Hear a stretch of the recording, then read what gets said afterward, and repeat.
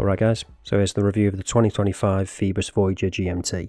So they've actually changed a few bits on this from the previous version, not that I've checked it out, but I will be going over those changes in this review though. So before I get into this watch properly, I'm going to go over the pricing, because you can currently get 20% off using the discount code VR20, and that's available until the 10th of July. So if you do want to pick one of these up, make sure you do it before then and use that discount code.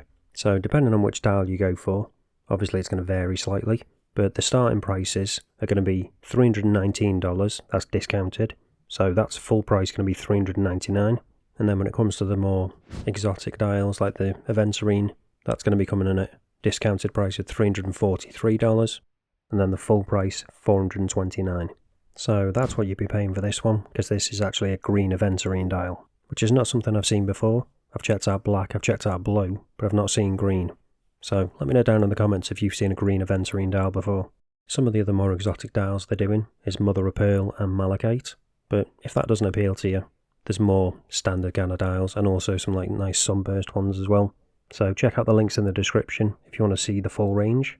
And if you're in the US, make sure you order from the US warehouse and not the Chinese one, so you won't have to worry about the tariffs. So now all that's out of the way, let's get down to the actual watch and get into more detail on it. So starting off with the dimensions. We've got a diameter of 39mm, thickness is coming in at 14, previously it was 14.9 apparently, so it is nice to see they've reduced that. Then we've got a lug width of 20, and then the all important lug to lug is coming in at 44.8, which is nice and compact, but we do actually have male end links on this, so the effective lug to lug is actually slightly larger, although as you can see they do drop down pretty quickly and pretty much in line with that case, so it doesn't add on too much. When it comes to the weight on this supply bracelet, with all the links included, it's coming in at 171 grams, and then size for my 7-inch wrist, it's coming at 164.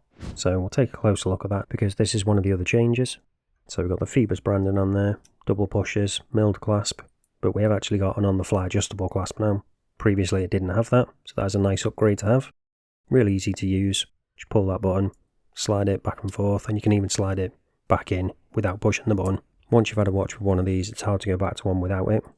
Now let's get on to the case back, and you can see we've got something else interesting there too. We've actually got quick release on the bracelet, so again, that's a nice touch. And then when it comes to the case back itself, we've got that somewhat polarizing Phoibos logo, which I've personally always liked, but some people don't. And then the usual kind of specs around the outside. So automatic, water resistance, 100 meters, and sapphire crystal, which we will be testing in a bit. So now moving on to the bracelet, you can see we've got a mixture of finishes, so brushed on the outside and then polished in those centre few. Got screw links as well. Would have been nice if they'd carried on this polished chamfer on the clasp onto the bracelet though. So now let's move on to the head of the watch. So we've got that sign crown there with that Phoibos logo again, and then those integrated crown guards, which are actually polished, whereas the rest of the case is fully brushed. And then you can also see we've got a bit of polishing on that coin edge on that bezel, nice bit of curvature to the lugs. And then you can also see that crystal is actually sticking out ever so slightly past the top of the bezel, and that is double domed, and we'll be checking in a bit if it is actually sapphire. But now let's get onto the star of the show with this one, and that is that dial. And now we're zoomed in a bit more, hopefully you can see that really nice Aventurine, that green Aventurine. It really does play with the light nicely. Do like that a lot.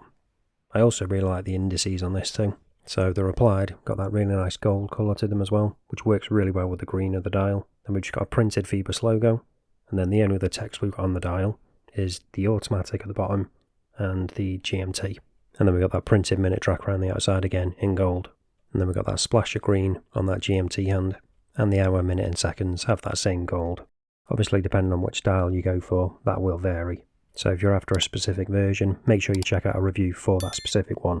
We've got that date window down at the 6, which is definitely my preferred position for it. Got that nice gold frame around it, matching the indices, and it's also colour matched as well, so that is really nice.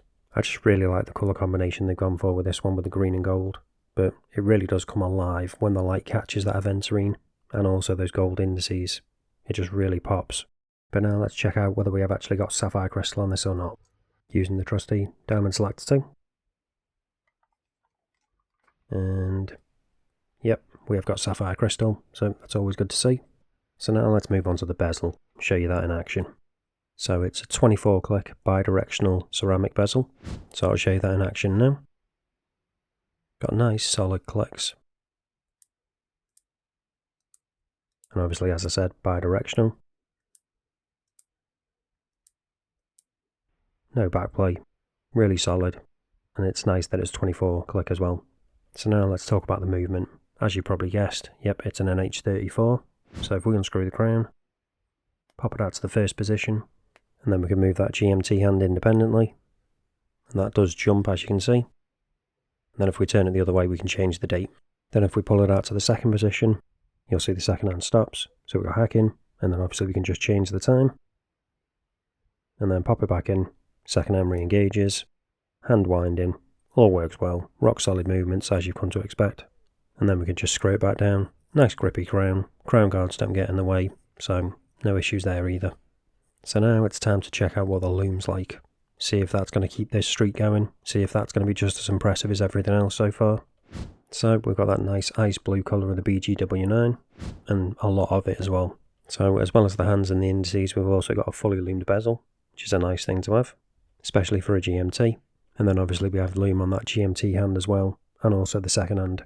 So it's actually pretty consistent across the hands, indices and that bezel, surprisingly. No patchiness either, which is always good. But the question as always is, what is the longevity like? Is something going to fade before anything else? Is that bezel going to hang on? Well, let's speed this up and find out. So to begin with, not a great deal of change, as you'd expect. And the further we go on, still looking pretty impressive across the board. Eventually, you are going to see some bits begin to fade slightly, but again, not as much as you'd probably expect. And that's because they have 15 layers of Lume on there, so you can really tell. So you don't need to worry about the Lume on this at all. It's going to last you a really good amount of time, no issues. So all that's left to do now is show you what it's like on wrist, go over the pros and cons, and then you can decide whether you want to pick one of these up or not. If you were tempted by the previous version, I definitely think this is an upgrade over that, but it's not perfect. So let's go over all that now. So here it is on my 7-inch wrist, and I think it looks really good. And you can see now as well, that light playing with that Aventurine dial, and also those nice gold hands and indices. I do think it's a really smart, classy looking piece. And now that we've got an on-the-fly adjustable clasp, you can get the perfect fit as well, so that is a nice upgrade. Again, would have been nice if they just carried on that polished chamfer onto the bracelet, and maybe even the case as well. But what do you think? That aside though, it wears well.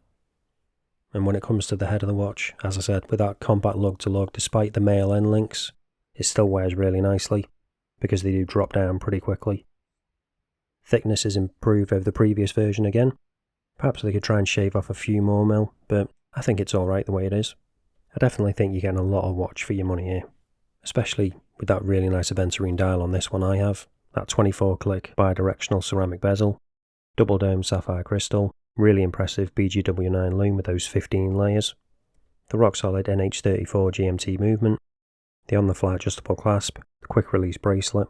So if you do like this style, even if you don't particularly like this dial or colour, I'd definitely recommend picking up one of these, especially if you get it for that discounted price with that 20% off using that code VR20. But just make sure you do that before it runs out on the 10th of July. But that's it for this one guys, thanks for watching, and I'll see you in the next one.